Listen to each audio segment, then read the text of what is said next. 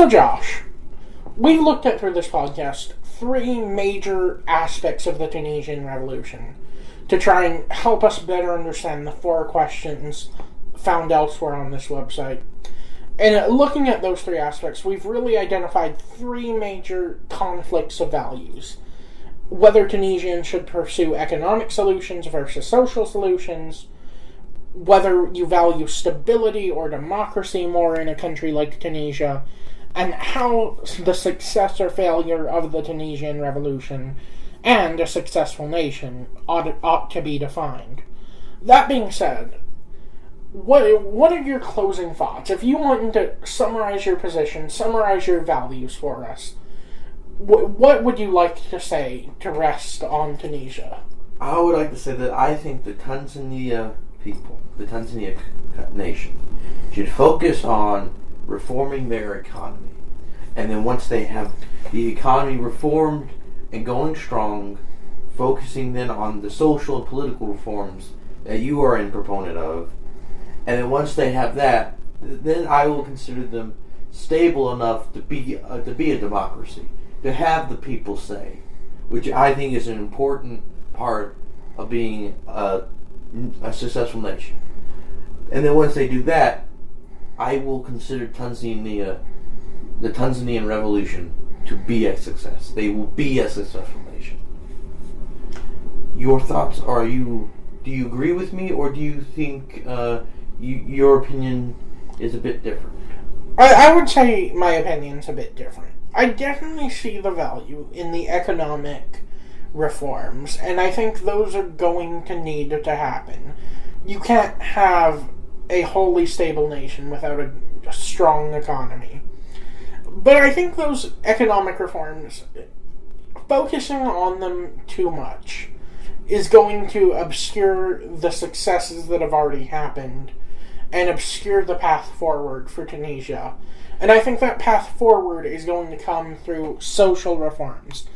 Taking the social reforms that have already started, that opening of the political sphere, that opening of the public to criticism, trying to figure out, we've had this history of oppression, and becoming aware of that, and asking, where do we go now?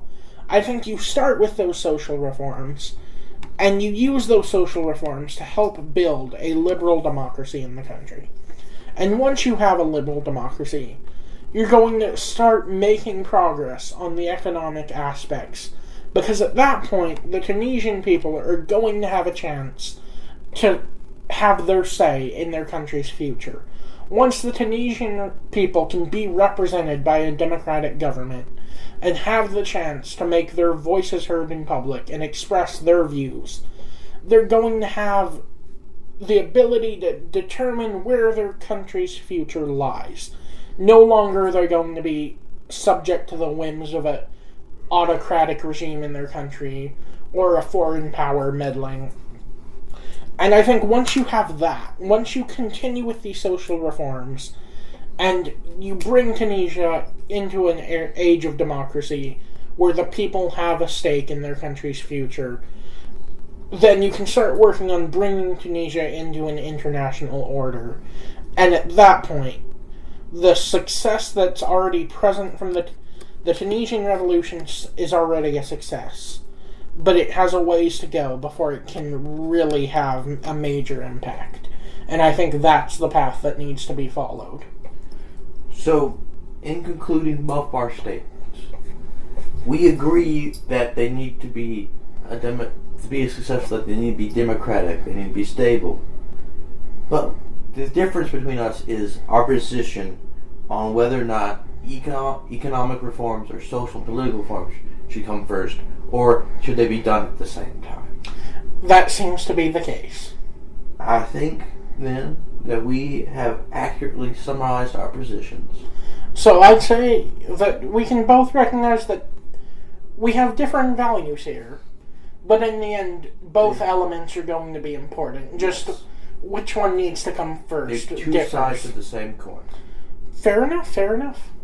Well, I think on that note, we can say that the Tunisian Revolution still has a lot of aspects to it And in many cases, it's still a work in progress. And we should continue watching to see where it goes from here. I'm Josh Gibson. And I'm William Woodward. And this has been our discussion on the Tunisian Revolution.